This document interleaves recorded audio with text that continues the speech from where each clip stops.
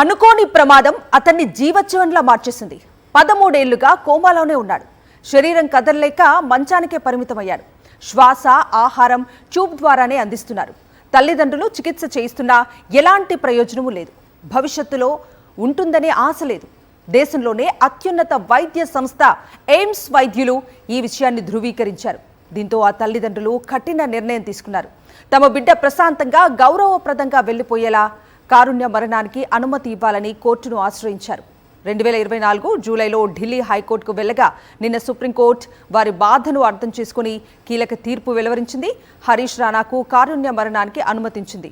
గౌరవంగా మరణించే హక్కును గుర్తిస్తూ 2018లో వెలువడిన కామన్ కాజ్ కేసు తీర్పును తొలిసారిగా అమలు చేస్తున్నట్లు justice J B Pardiwala, justice K V Viswanathan bench ఈ సందర్భంగా పేర్కొంది. ఈ మాట చెప్పేటప్పుడు ధర్మాసనం కంటతడి పెట్టింది. Justice J B Pardiwala చెల్లించిపోయారు.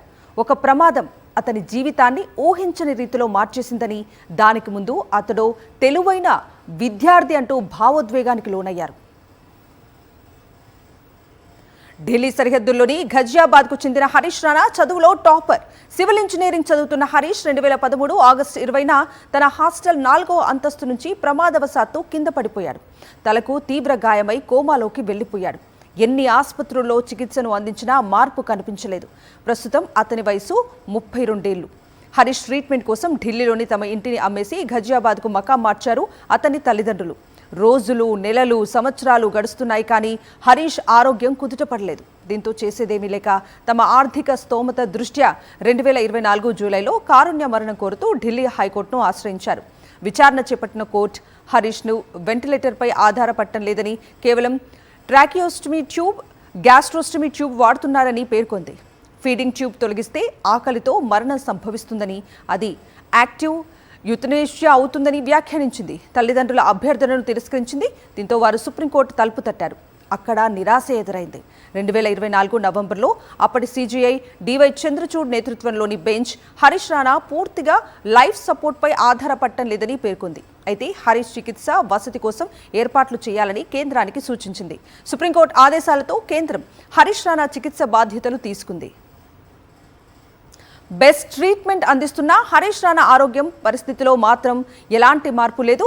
అతడు కోలుకునే అవకాశమే లేదని ఢిల్లీ ఎయిమ్స్ వైద్య బృందం ఇటీవల నివేదిక ఇవ్వడంతో తల్లిదండ్రులు మళ్లీ సర్వోన్నత న్యాయస్థానాన్ని ఆశ్రయించారు. 1కి 2 ఆసుపత్రుల వైద్య మండళ్ల నివేదికలను సుప్రీంకోర్టు పరిశీలించింది. ఈ ఏడాది జనవరి 13న హరీష్ తల్లిదండ్రులను న్యాయమూర్తులు వ్యక్తిగతంగా కలిసి అభిప్రాయాలను తెలుసుకున్నారు. హరీష్ కారుణ్య మరణానికి అనుమతిస్తూ justice J B Pardiwala, justice K V Viswanathan ధర్మాసనం బుధవారం తీర్పు వెలువరించింది. ఈ సందర్భంగా హరీష్ కుటుంబాన్ని ప్రత్యేకంగా ప్రశంసించింది. తీర్పు వెలువరించే సమయంలో జస్టిస్ పార్థివాలా ఒకంత చలించిపోయారు. హరీష్ రాణా జీవనాధార వ్యవస్థల తొలగింపును బాధితుడి గౌరవానికి భంగం కలిగించని విధంగా నిర్వహించాలని, మానవీయతను చూపాలని ఎయిమ్స్ వైద్యులను ధర్మాసనం ప్రత్యేకంగా ఆదేశించింది. 13 ఏళ్లుగా కోమాలో ఉన్న హరీష్ రాణాకు సుప్రీంకోర్టు కారుణ్య మరణం ప్రసాదించింది. అతనికి ప్రాణాధార చికిత్స వ్యవస్థలను తొలగించేందుకు అంగీకరించింది. ఇలా ఒక వ్యక్తి కారుణ్య మరణానికి అనుమతినివ్వటం మన దేశ చరిత్రలో ఇదే తొలిసారి. అయితే దీనికి నాంది పడింది మాత్రం 15 ఏళ్ల కిందటే. 2011లో అరుణ్ షాన్బాగ్ కేసులో తొలిసారి ఈ కారుణ్య మరణాన్ని సుప్రీంకోర్టు గుర్తించింది. మహారాష్ట్రలోని కింగ్ ఎడ్వర్డ్ ఆసుపత్రిలో 1967లో అరుణ షాన్బాగ్ నర్సుగా చేరారు. అప్పుడు ఆమె వయసు 25 ఏళ్లు. 1973 నవంబర్ 27 రాత్రి వార్డ్ బాయ్ చేతిలో బాధితురాలు పాశవిక దాడికి గురైంది. అత్యంత పాశవికంగా జరిపిన లైంగిక దాడిలో ఆమె మెదడుకు తీవ్ర గాయమైంది. ఈ క్రమంలోనే ఆమె కోమాలోకి వెళ్లిపోయారు. ఈ కేసు దేశవ్యాప్తంగా చర్చనీయాంశమైంది. ఈ క్రమంలోనే అరుణకు కారుణ్య మరణం ప్రసాదించాలని కోరుతూ జర్నలిస్ట్ పింకీ విరాని 2011లో సుప్రీంకోర్టులో పిటిషన్ దాఖలు చేశారు. అప్పుడే తొలిసారి అత్యున్నత న్యాయస్థానం కారుణ్య మరణం అంశంపై సుదీర్ఘంగా విచారణ జరిపింది. అనంతరం దీన్ని చట్టబద్ధంగా గుర్తిస్తూ పలు మార్గదర్శకాలు రూపొందించింది.